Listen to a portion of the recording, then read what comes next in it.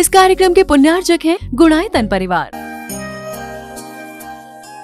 गुणायतन परिवार द्वारा भोपाल में बड़ी सार्थक पहल की गई है, जिसमें बच्चों को संस्कार युक्त और गुणवत्तापूर्ण शिक्षा देने का मौका मिल रहा है। ये बच्चों की व्यवस्था की गई है, जिसमें 6वीं 7वीं के बच्चे इस साल लिए जाएंगे और 11वीं 12वीं और सीए फाउंडेशन के बच्चों को यहाँ रखा जाएगा।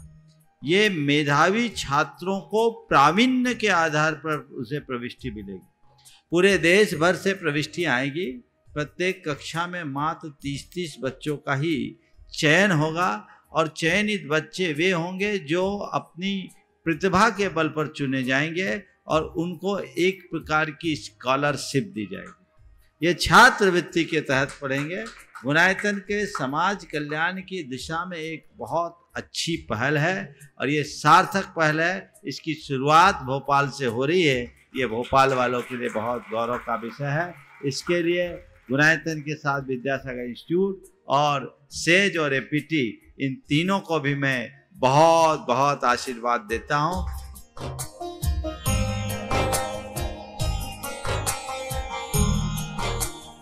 एक आदर्श और व्यवस्थित दिनचर्या का लक्ष्य प्राप्ति में बहुत बड़ा योगदान होता है।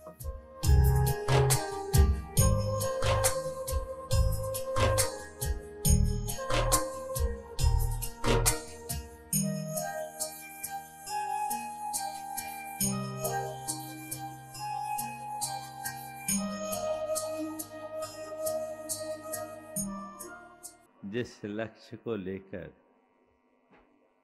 प्रभु चले थे, उन्होंने उसे पाकर अपने आप को कृत्य कर लिया। भगवान सिद्ध हो गए, अर्थात अपने करने योग सब कार्यों को उनने साथ लिया। आज आप सब लोग मोक्ष कल्याणक का महा महोत्सव मना रहे हैं। भगवान को मोक्ष मिला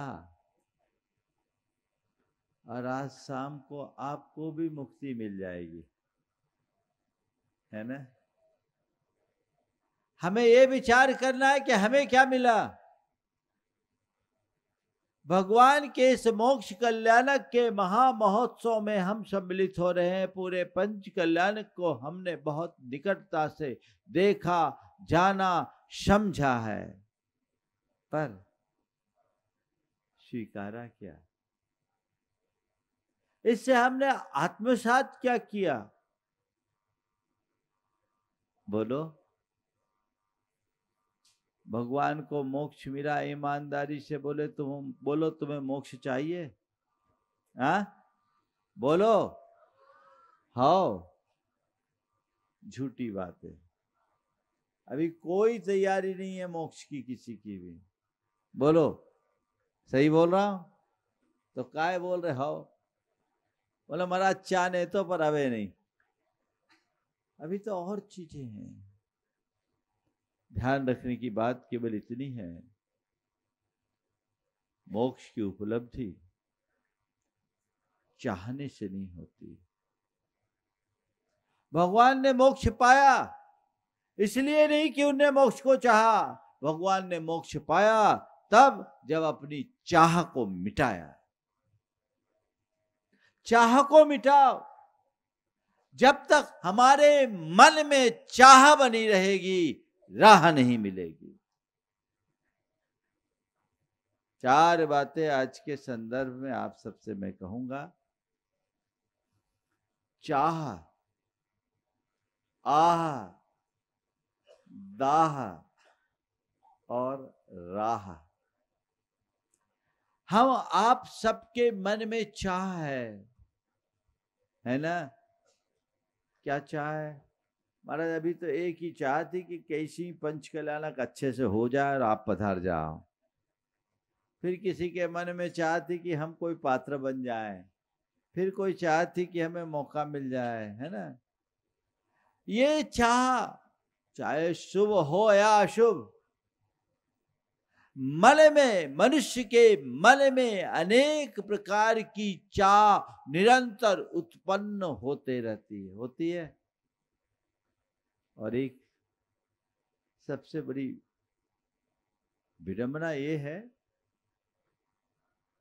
कि जो चीजें हमारे पास होती है उसकी कोई चाह नहीं होती, जो चीजें हाथ से निकल जाती है उसकी चाह मन को सताती है। होता है, एक चाह की पूर्ति होती है, उसका स्थान दूसरी चाह ले लेती है, दूसरे की पूर्ति होती है, उस स्थान पर तीसरी, और तीसरी के बाद चौथी। जैसे सागर में एक लहर उत्पन्न होती है, उसके नष्ट होने के पहले ही दूसरी उभरने लगती है, दूसरे के पहले तीसरे, और तीसरी के पहले चौथी। वैसे ही हमारे मन में इच्छाओं का सागर लहराता जाता है। एक उत्पन्न हुई, वो मिटी नहीं कि उसके पहले दूसरी तैयार। भगवान को निर्वाण हुआ, मोक्ष मिला। मोक्ष को निर्वाण भी बोलते हैं। निर्वाण का मतलब क्या है? निर्गत वाण वासना यश, जिसके अंदर की वासना नष्ट हो जाए, अर्थात जिनके अंदर की इच्छा का विकार खत्म हो जाए, जिनके मन की चाह मिट जाए, वो निर्वाण का अधिकारी है।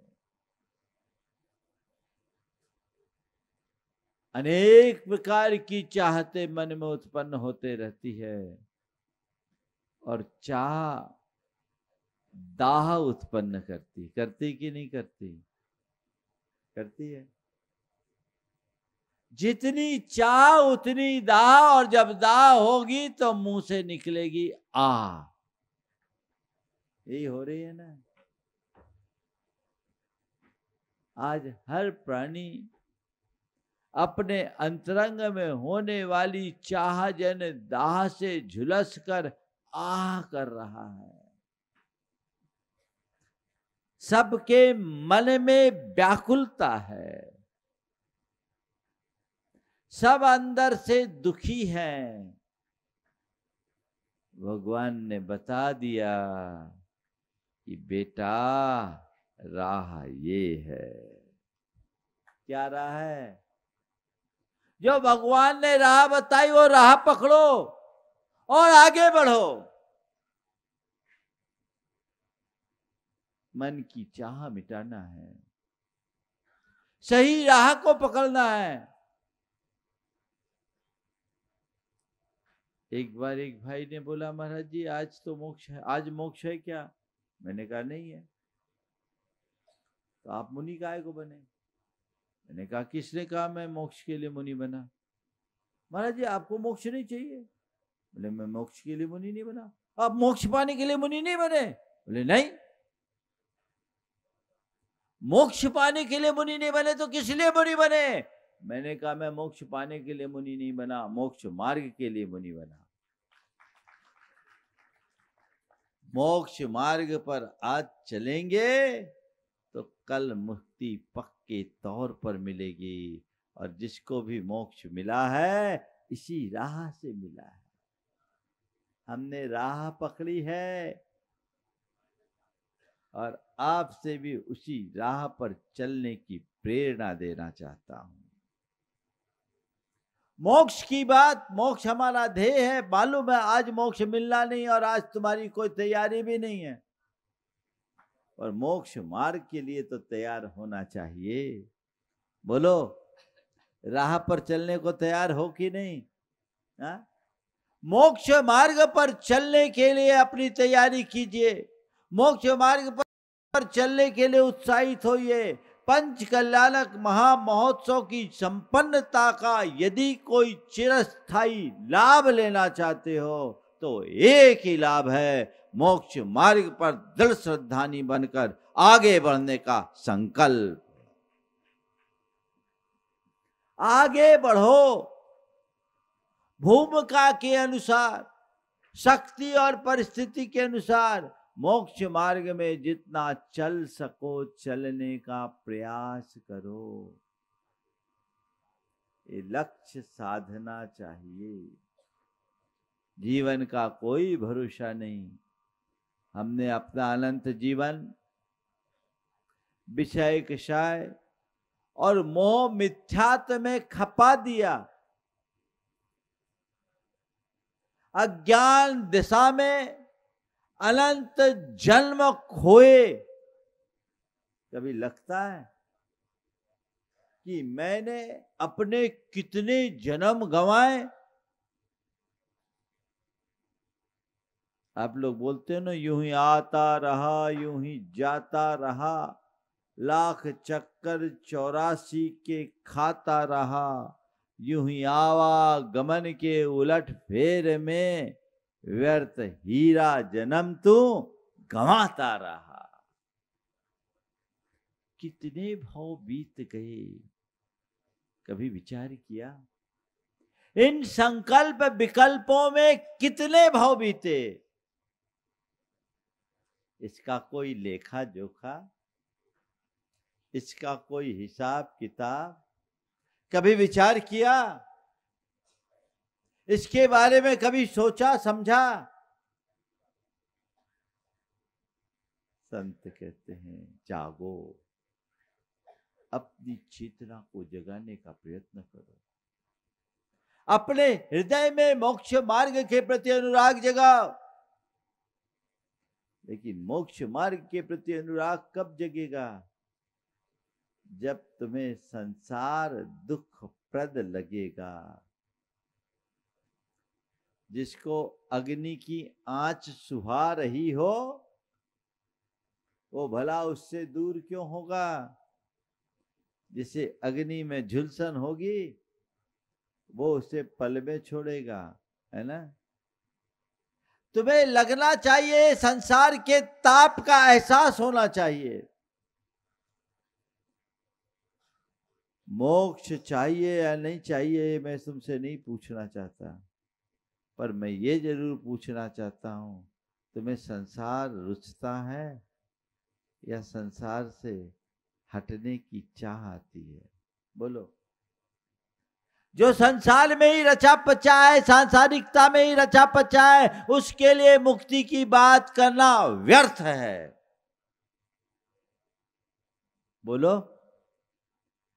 मोक्ष मोक्ष मोक्ष की बातें करते हो, रस तो संसार में ही आता है। तैयारियां पूरी संसार की ही है।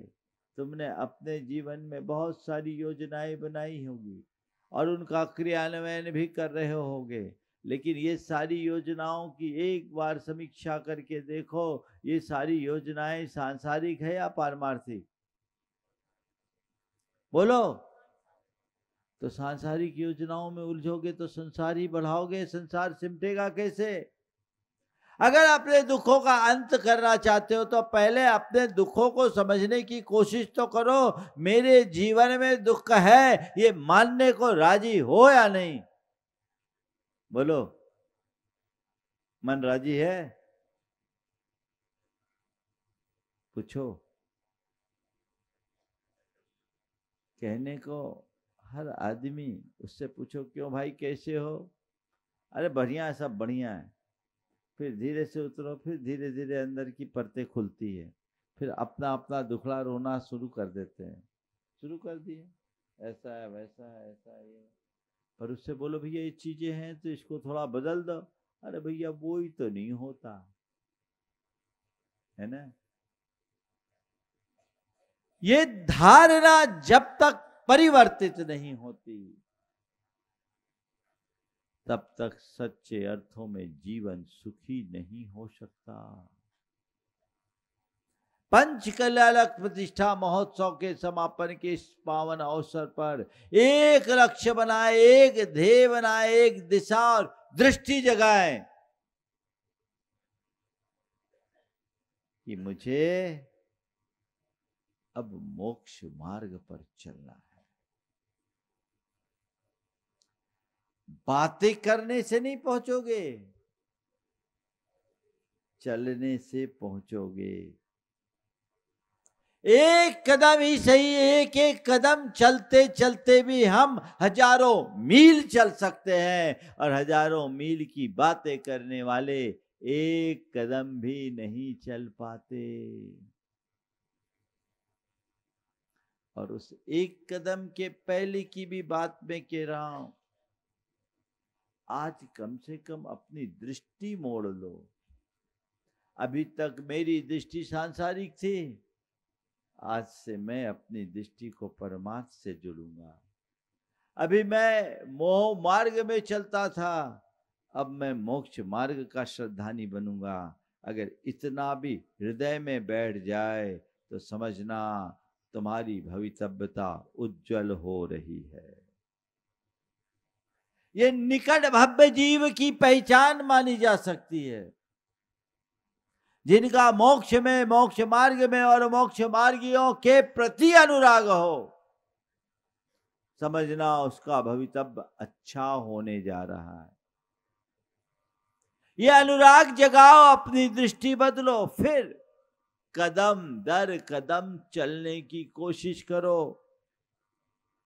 कल भगवान की वाणी में हमने कहा था, मुनि धर्म और श्रावक धर्म, गृहस्थ धर्म, और गृहस्थ धर्म में श्रावक की 3 श्रेणियां बताई, पाक्षिक, नैष्ठिक और साधक।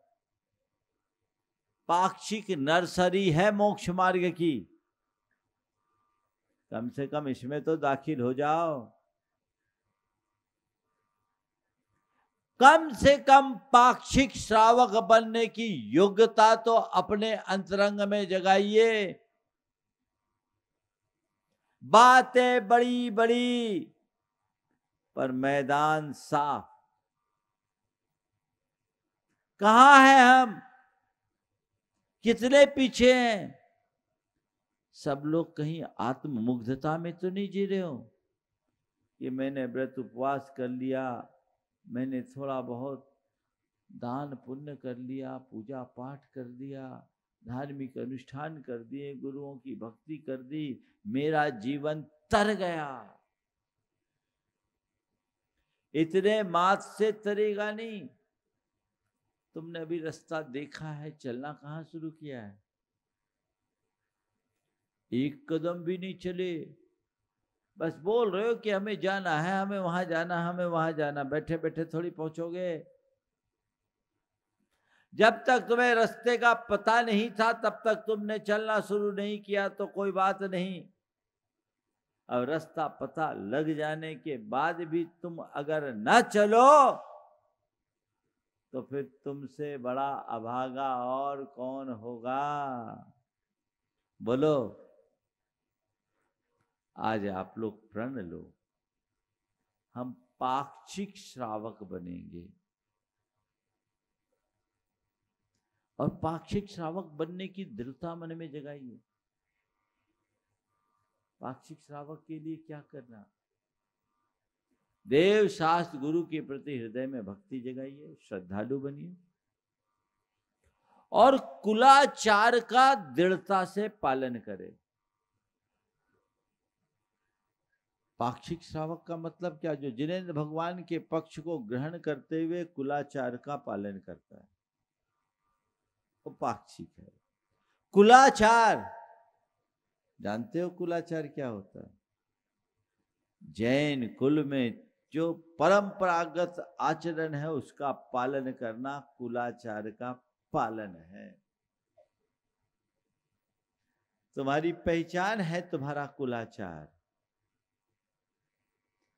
कहा जाता है कि मिट्टी की उर्वरता का पता उसमें उगने वाली फसल से चलता है, वैसे ही मनुष्य के आचरण से उसके कुल का पता चलता है। तुम्हारे आचरण से तुम्हारे कुल का पता चलेगा। अपने आचरण को टटोलो। एक समय था जब जैनियों की पहचान में ये कहा जाता था कि जैनी रात्रि भोजन नहीं करते। बोलो। हमें याद है जब हम छोटे थे, दूध लेने जाते थे तो ग्वाला कहता था जैनी सियार भौंकने के बाद नहीं खाते। सियार भौंकने के बाद जैनी नहीं खाते। ये आम पहचान थी। एक दूध वाला ग्वाला बोलता था। अब तुम लोग कितने होशियार हो गए, बोलो। अब सियार तो क्या, हम लोग इतना बोलते कोई असर नहीं पड़ता। अपनी पहचान खोने लगे,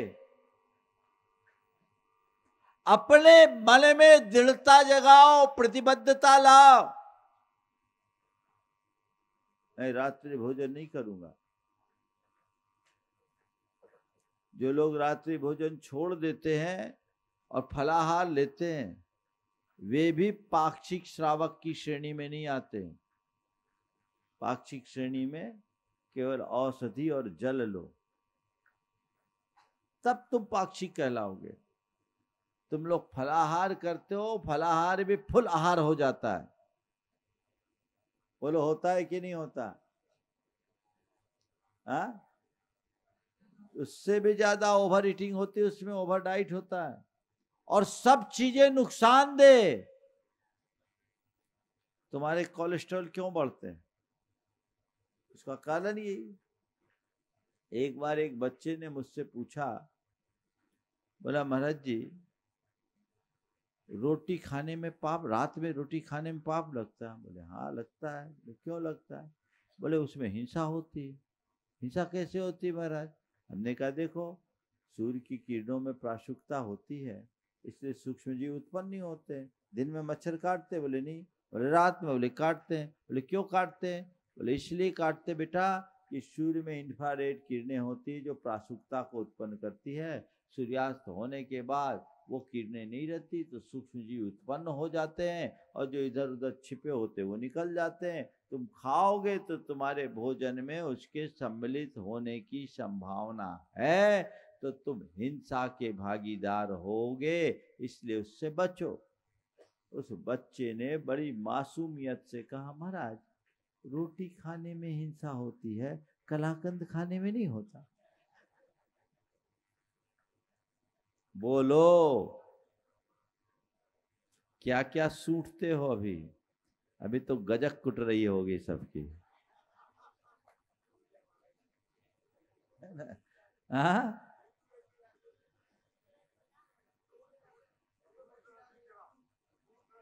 दूध रसगीरा, गाजर के हलवा, साबूदाना की खिचड़ी, ये सब क्या है? ये चीजें तो दिन में भी खाने के योग्य है, सेहत की दृष्टि से, धर्म की दृष्टि से। आप रात में खा रहे हो और सोच रहे हो मैं रात्रि भोजन का त्यागी हूं। अभी तुम भोगी हो।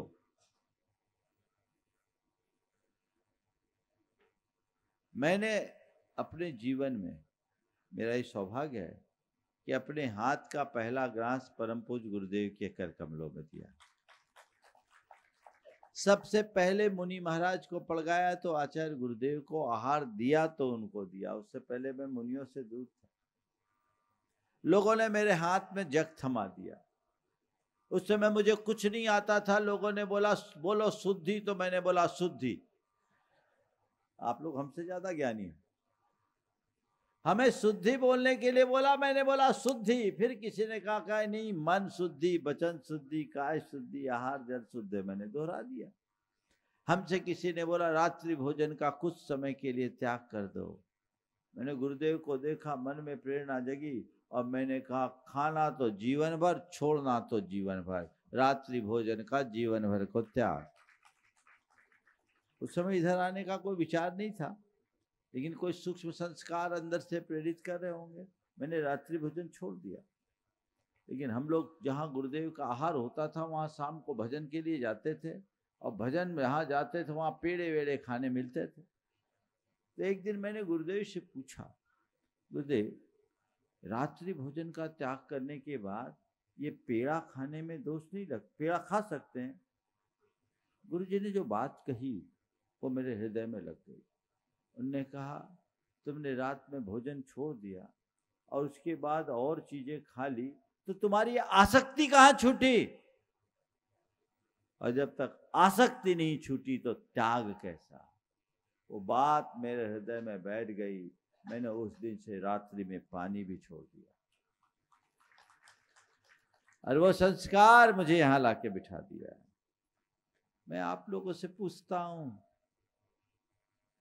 रात्रि भोजन के त्यागी, कल बहुतों ने त्याग कर दिया, थोड़ी कड़ाई रखवाई तो, नहीं तो 70-70 साल के भी अनथो नहीं करते। मैंने परसों बोला था। लेकिन रात्रि भोजन तो त्याग दिया, फलाहार क्यों?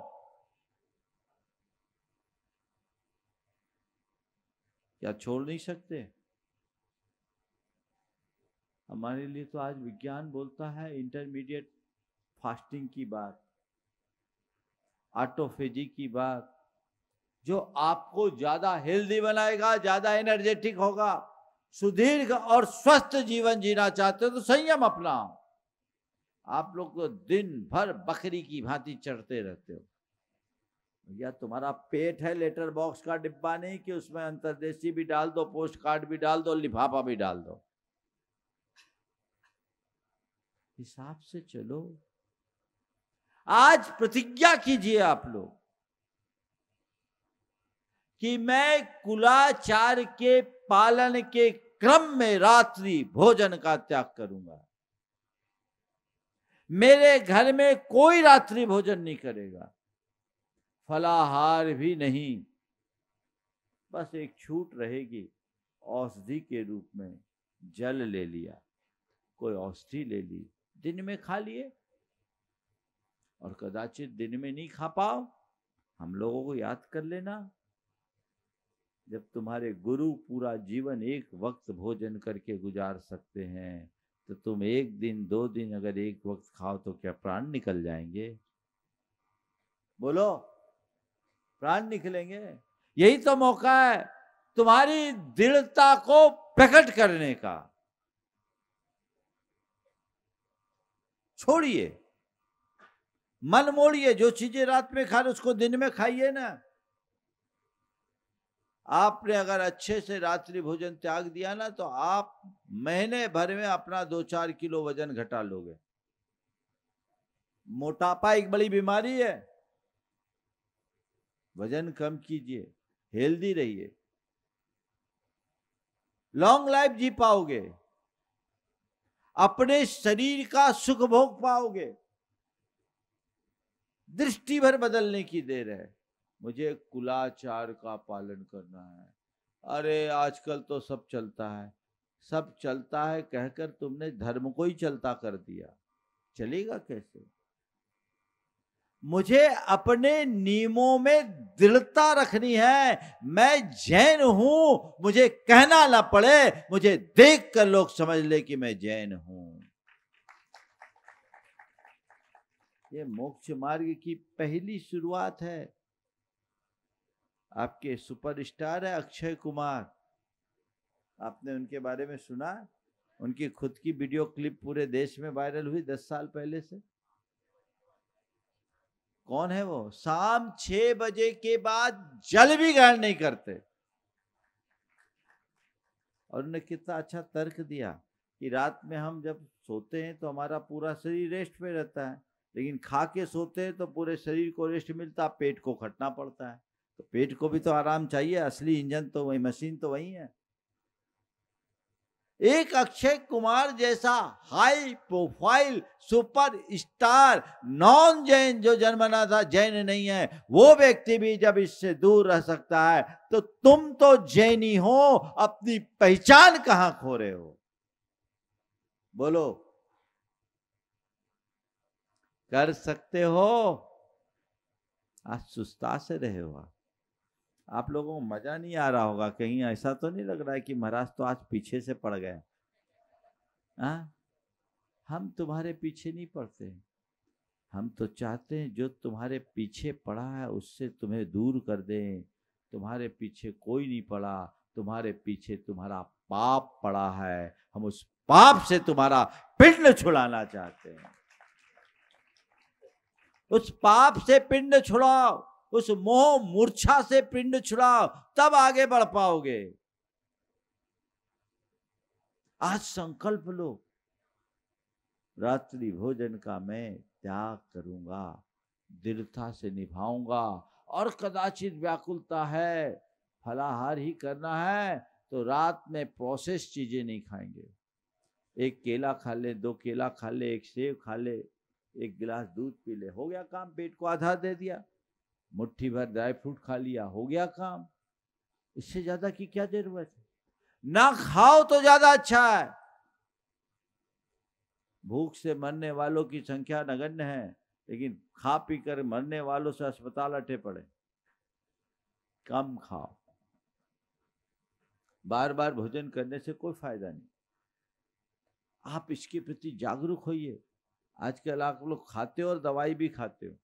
बड़ा अंतर आ गया है लोगों के प्रवृत्ति में। पहले लोग घर से बाहर जाते थे तो कलेवा का डब्बा लेके जाते थे, अब जाते हैं दवाई का डब्बा लेकर। ये अंतर है ना? क्यों? बदलिए। दूसरा क्रम, मद, मांस, मधु और मक्खन का त्याग। ये 4 महाविकृतियां कुलाचार के विरुद्ध है। किसी भी प्रकार के मादक पदार्थ का सेवन आपके कुलाचार के विरुद्ध है, ये दुराचार है। अधिकतर लोग गुटखा खाने के आदी हो गए। कुछ लोग अन्य शराब जैसे मादक पदार्थों का भी सेवन करने लग गए हैं। अगर इस पंचकल्याणक से तुमने कोई प्रेरणा पाई और इस पंचकल्याणक की एक स्थायी उपलब्धि चाहते हो, आज से बोलो गुटखा का त्याग।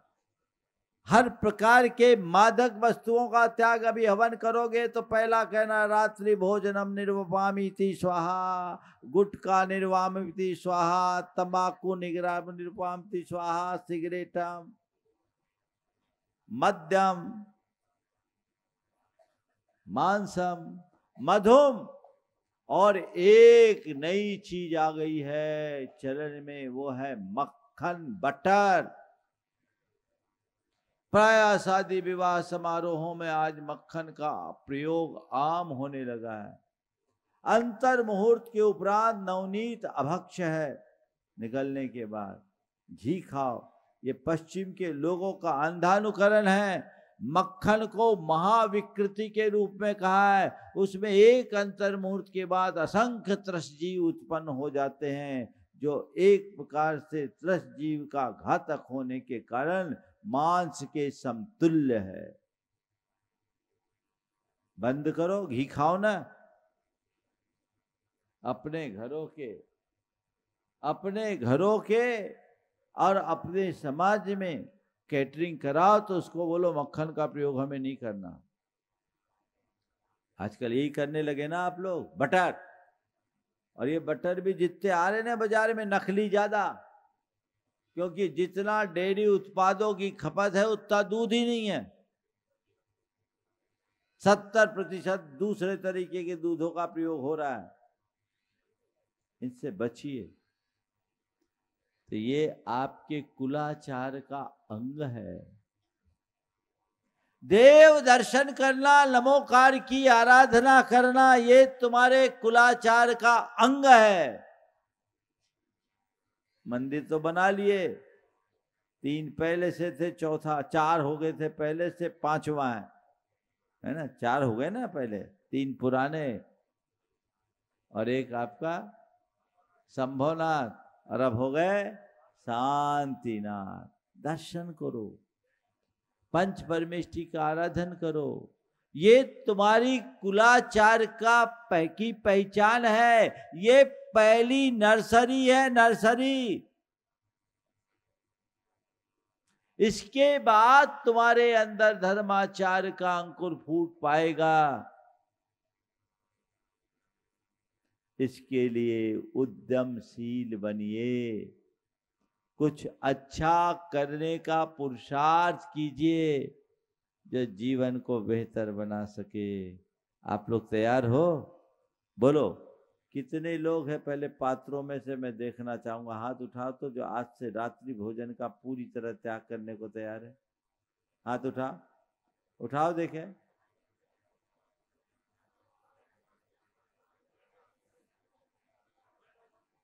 जल औषधि छोड़कर, जल औषधि छोड़कर, बोलो पेय पदार्थ छोड़कर, चलो पेय पदार्थ छोड़ के बाकी चीजें। हाँ, अब वो हमारा इधर से कह रहे पीने वाला चक्कर ना आ जाए। हमने पेय पदार्थ का पीने की बात नहीं कही है। पीना तो ऐसे ही छोड़ना है ना। हाथ उठाओ, नीचे से देखे।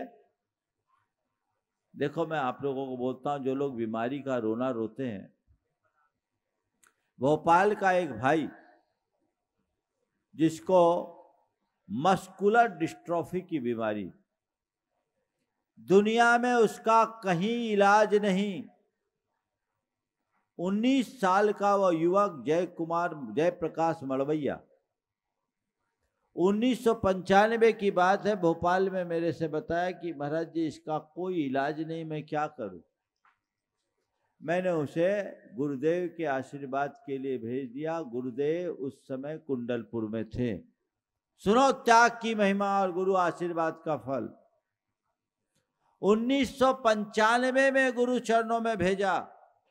आचार्य महाराज ने उसे देखते ही कहा, रात्रि में चारों प्रकार के आहार का त्याग कर दो।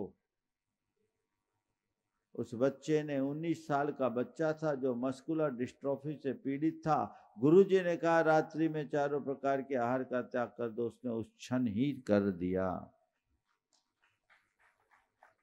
और आज सारे संसार के लिए वो आश्चर्य बन गया। उस बीमारी से ग्रसित 25-26 साल की उम्र में आदमी चला जाता है। 95 से आज 2025 30 साल हो गए। आज वो 49 साल का युवा है। अभी तक जिस स्थिति में था वैसा ही है, ना घटा है ना बढ़ा है। चल नहीं पाता लेकिन अपना दुकान, पूरी दुकान चलाता है, बैठक करता है। ये किसका फल है? रात्रि भोजन के एक त्याग मात्र से यदि तुमने रात्रि में चारों प्रकार के आहार का त्याग कर दिया तो 1 महीने में 15 दिन के उपवास का फल तुम्हें मिलता है।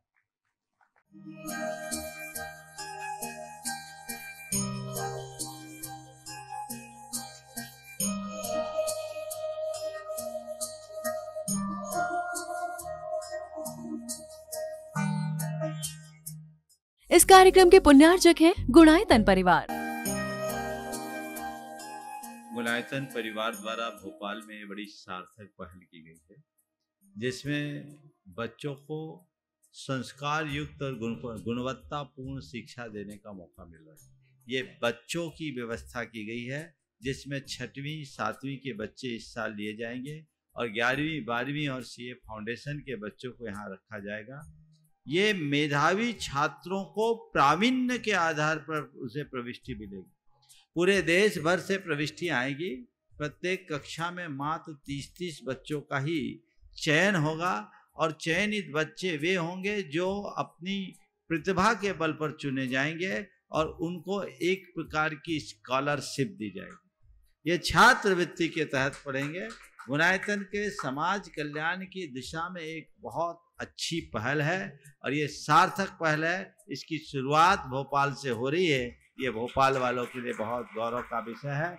इसके लिए गुणायतन के साथ विद्यासागर इंस्टीट्यूट और सेज और APT, इन तीनों को भी मैं बहुत बहुत आशीर्वाद देता हूँ।